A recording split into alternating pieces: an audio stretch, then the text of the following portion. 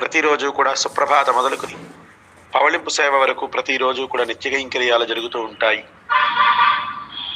ప్రతి ఆదివారం 7 గంటలకు విశేషార్చన, ప్రతి సోమవారం తెల్లవారుజామున 5 గంటలకు అష్టోత్తర శత అష్టదళ పాదపద్మారాధన, ప్రతి మంగళవారం ఈ ఆలయానికి క్షేత్రపాలకులైనటువంటి శ్రీ అభయాంజనేయ స్వామి వారికి విశేషార్చన, ప్రతి బుధవారం శ్రీ స్వామివారికి రామావతార స్వరూపంలో విశేషార్చన, గురువారం శ్రీకృష్ణమూర్తిగా స్వామిని విశేషంగా అర్చించడం, శుక్రవారం శ్రీ పద్మావతి అమ్మవారికి స్నపన తిరుమంజనం, అనంతరం విశేషార్చన, సాయంత్రం పసుపు కుంకుమ స్వర్ణ పుష్పాలతో విశేషార్చన,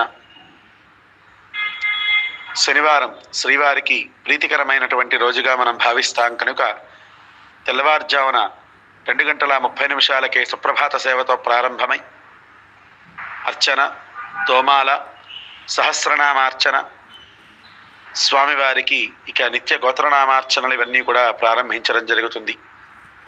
తిరిగి మధ్యాహ్నం ఆలయం 11 గంటల వరకు 11:30 వరకు మనకి శ్రీవారి దర్శనం లభిస్తుంది. అనంతరం తిరిగి మళ్ళీ సాయంత్రం 4:30 నుండి రాత్రి 8:30 వరకు విశేషమైనటువంటి రీతిలో స్వామివారు మనందరినీ కూడా అనుగ్రహిస్తారు. ఈ ఆలయంలో స్వామివారికి జరిగేటువంటి సేవలన్నీ కూడా యథావిధిగా శాస్త్రోక్తంగా శ్రీ పాంచరాత్రి దివ్యాగమోక్తంగా అంగరంగ వైభవోపేతంగా నిర్వహించడం విశేషం. తిరుమల స్వామివారికి 2 జియర్ స్వాముల మంగళాశాసనాలతో ఎలా అయితే నిత్య కైంకర్యాలు జరుగుతాయో అదేవిధంగా ఇక్కడ స్వామివారికి కూడా పరమహంస పరివ్రాజకులు శ్రీమదుభయ వేదాంత ప్రవర్తకులైన శ్రీ శ్రీ శ్రీ శ్రీ త్రిదండి శ్రీమన్నారాయణ రామానుజ చిన్నజీయర్ స్వామివారి మంగళాశాసనము, షోడశ శ్రీ మహాలక్ష్మీ యాగ సంకల్పులు, అనంత శ్రీ విభూషణ శ్రీ శ్రీ శ్రీ త్రిదండి శ్రీరామచంద్ర రామానుజ జీయర్ స్వామివారి దివ్య మంగళాశాసనములతో నిత్యోత్సవ, పక్షోత్సవ, వారోత్సవ, మాసోత్సవ, సంవత్సరోత్సవ, అయనోత్సవాలు అంగరంగ వైభవోపేతంగా నిర్వహించడం జరుగుతూ ఉంటుంది. ఈ స్వామివారిని మనం ఒక్కసారి దర్శించినంత మాత్రం చేతనే సాక్షాత్తు మళ్ళీ తిరుమల శ్రీవారినే మేము దర్శిస్తున్నాము అనేటువంటి భావనలోకి మనం మనస్సు వెళుతుంది. అంతేకాకుండా ఒక్కసారి ఈ స్వామివారిని దర్శించినంత మాత్రం చేత మళ్ళీ అక్కడ నుంచి కదిలి రావడానికి మనస్సు అంగీకరించదు.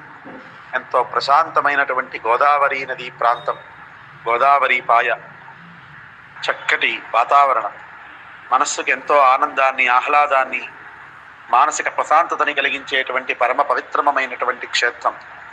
ఈ స్వామిని అనేక మంది మహానుభావులు పెద్దలందరూ కూడా దర్శించి తరించారు. మనం కూడా ఈ స్వామివారిని స్మరించి తరిద్దాం. ఈ స్వామివారిని దర్శించినంత మాత్రం చేతనే మనస్సులో ఉన్నటువంటి సమస్త యాతనలన్నీ కూడా తొలగి కావలసిన మనోభీష్టాలు నెరవేరి ఆ భగవంతుడు మనతోనే ఉన్నారు అనడానికి ప్రత్యక్ష నిదర్శనం ఈ పూళ్ళ క్షేత్రం. ఈ స్వామివారి యొక్క శిలామూర్తి అత్యద్భుతమైనటువంటి రీతిలో సాక్షాత్తు అఖిలాండ కోటి బ్రహ్మాండ నాయకుడు నా కన్నుల ఎదుట ప్రత్యక్షమై నిలుచున్నారు అనే రీతిలో మనకి దర్శనం ఇవ్వడం విశేషం. ఈ స్వామివారిని చూడగానే తిరుమల శ్రీవారి గర్భాలయంలోకి మనం అడుగుపెట్టి మనకు మనస్ఫూర్తిగా దర్శించుకున్నటువంటి అనుభూతి కలిగించేలా ఈ స్వామివారిని మనం దర్శించవచ్చు. ఇక్కడ స్వామివారికి బ్రహ్మోత్సవాలు చాలా విశేషంగా నిర్వహించడం జరుగుతుంది. ఈ స్వామివారిని ఒక్కసారి దర్శించి మనసులో ఉన్నటువంటి కోరిక ఈ స్వామికి చెప్పుకుని ప్రతి శనివారము కూడా ఈ దర్శనం చేసుకుని నీకు తులసిమాల సమర్పిస్తాను అనుకున్న భక్తుడికి అన్ని విధాల కోరికలు నెరవేరి ధర్మబద్ధమైనటువంటి సకల మనోభీష్టాలు నెరవేరి ఆ స్వామి అనుగ్రహంతో సుఖసౌఖ్యాలు పొంది అనుగ్రహిస్తారు.